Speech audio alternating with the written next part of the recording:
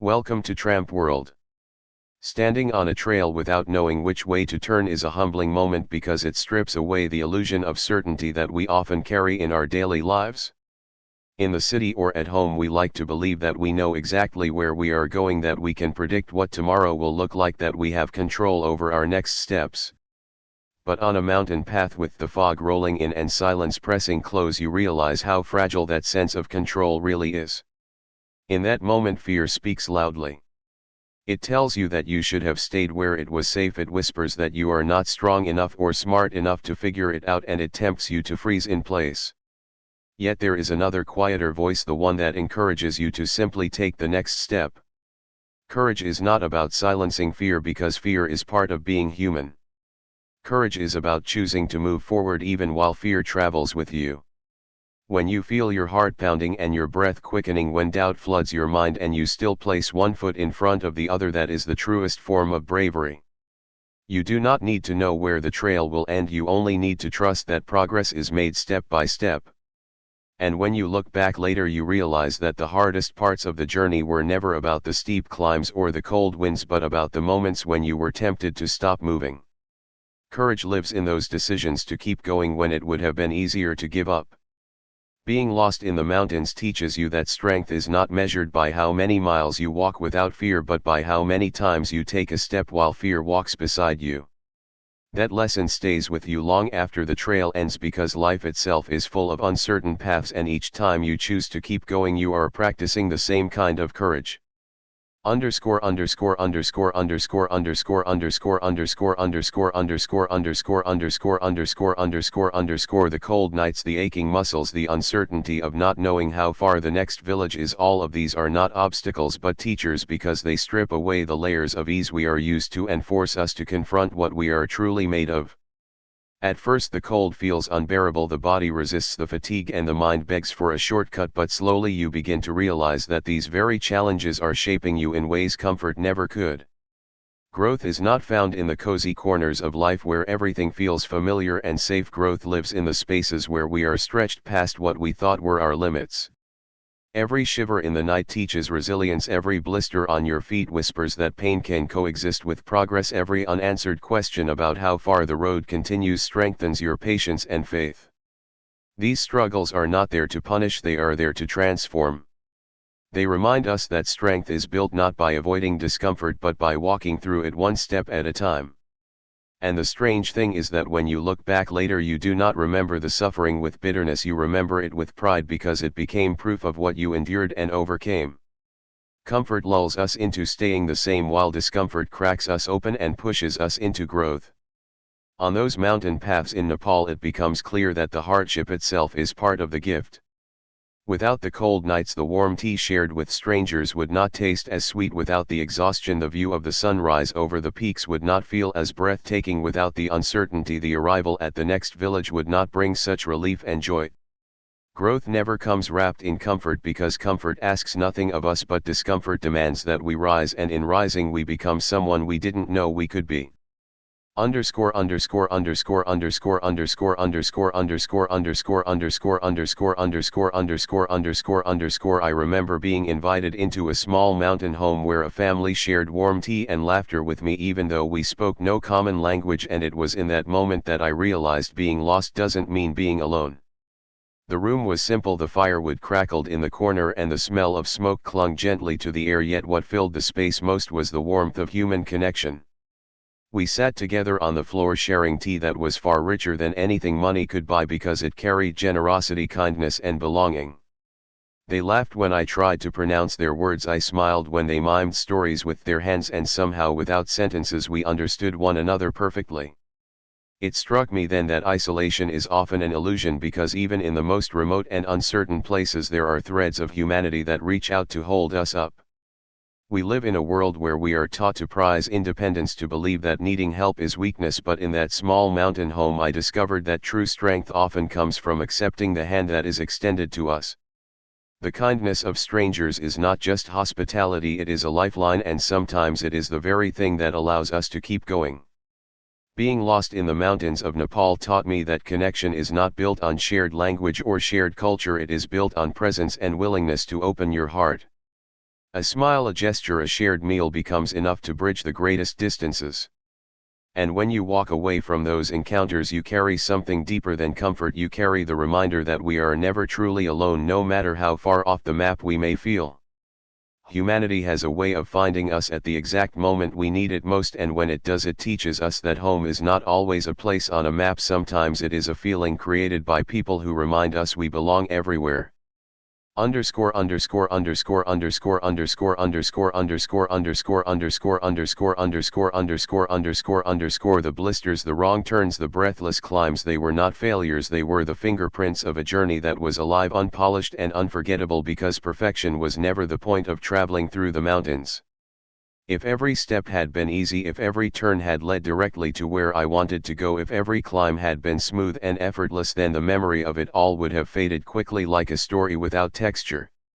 It is the rough edges that etch themselves into us, the small pains and mistakes that make us remember not just what happened but how deeply we lived it. Each blister was a reminder that my body carried me further than I thought it could. Each wrong turn was a reminder that discovery often happens when the map no longer matches the land. Each breathless climb was a reminder that beauty is not handed to us but earned through persistence. These moments do not weaken the story, they give it weight and truth. A polished journey might look good in pictures, but it would lack the depth of a journey where things went imperfectly and yet you continued. Imperfection makes the experience real because it mirrors life itself. We do not live in perfect straight lines, we stumble, we take detours, we fall and rise again. The mountains are honest about that, they do not smooth the path for us, they demand that we engage fully with every step.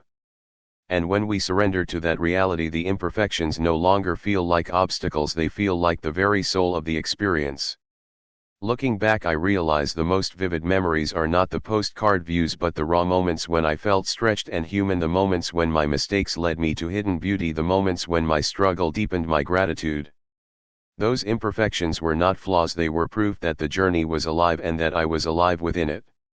Underscore underscore underscore underscore underscore underscore underscore underscore underscore underscore underscore underscore underscore underscore waking up to see the first light touch the peaks after nights of struggle taught me that gratitude can turn exhaustion into awe, because in those early hours when the cold still clung to my bones and my muscles ached from the climb, something shifted inside me. The mountains were silent except for the whisper of wind and the faint call of birds beginning their day, and then the horizon began to glow. The light moved slowly, brushing the ridges with gold as if the earth itself was waking from a long sleep. In that moment, every hardship, every shiver, every restless night suddenly felt worth it, because I was witnessing something that could not be captured or recreated. Gratitude has the power to reframe suffering into meaning. What felt unbearable in the moment becomes sacred when seen through the lens of appreciation. The long hours of walking with blistered feet, the heavy backpack digging into my shoulders, the uncertainty of when I would finally rest, all of it transformed when gratitude entered the picture.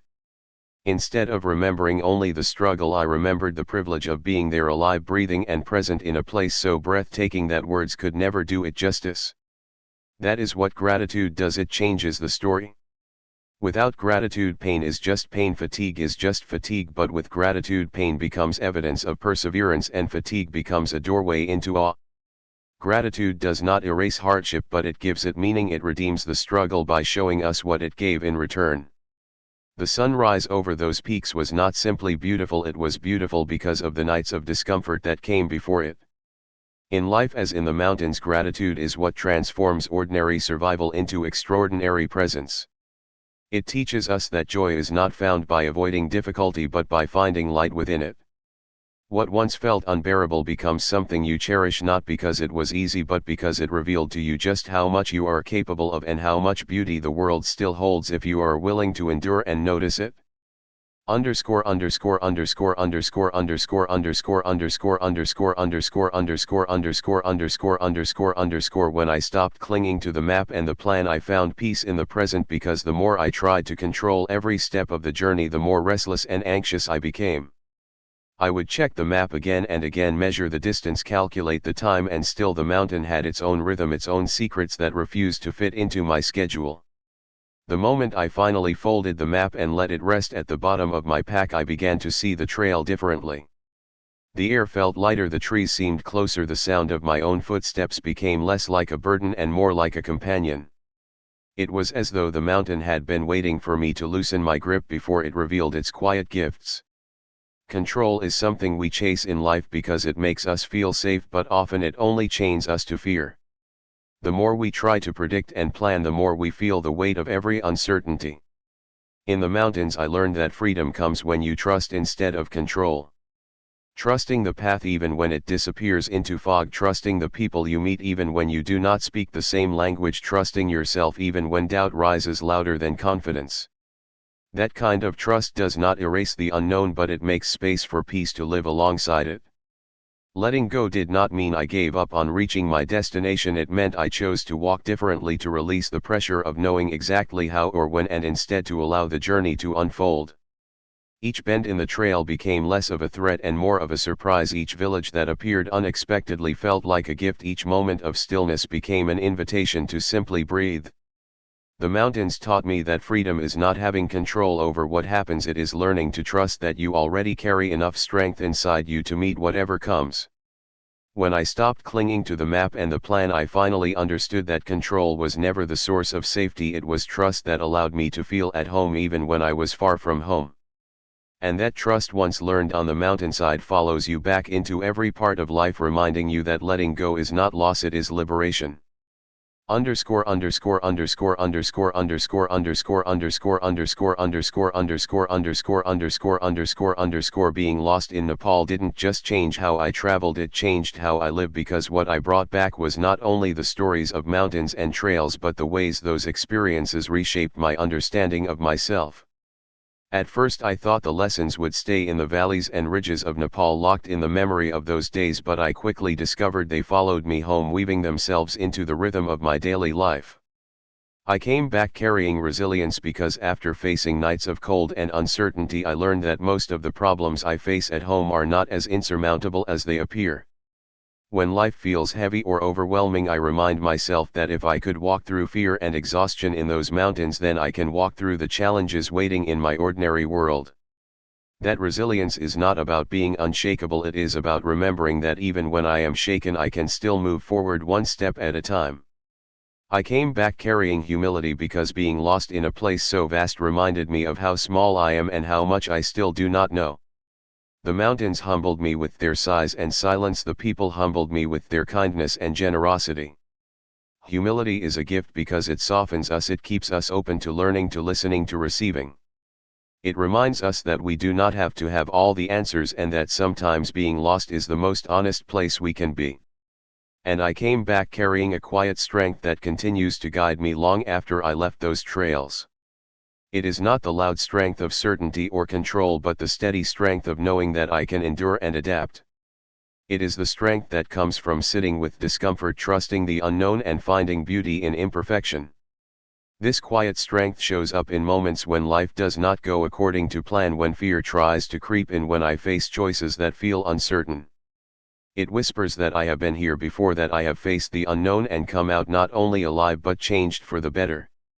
Being lost in Nepal transformed me because it taught me that travel is never just about moving through places, it is about allowing those places to move through you. The journey does not end when you leave the mountains, it continues every day, in the way you live, in the way you love, in the way you choose courage over fear and gratitude over complaint. The trails may be behind me, but their lessons are carried forward, guiding me with every step I take. Underscore underscore underscore underscore underscore underscore underscore underscore underscore underscore underscore underscore underscore underscore. And so being lost in the mountains of Nepal was never about failure, it was about discovery. Each step through uncertainty taught me something I could not have learned in comfort. Courage showed up not in the absence of fear, but in moving forward while fear walked beside me. Discomfort became a teacher, shaping resilience and patience. Connection reminded me that even when words fail, humanity never does. Imperfection carved the journey into memory, while gratitude transformed hardship into awe. Letting go revealed freedom not through control but through trust, and transformation followed me home, teaching me to live with more humility, resilience, and quiet strength. The mountains reminded me that being lost is not the end of the story, it is the beginning of becoming. We return from such journeys carrying more than memories, we return carrying a deeper way of seeing the world and ourselves. And if we allow those lessons to live within us, then the journey never truly ends, it continues in the way we walk through every path that comes after.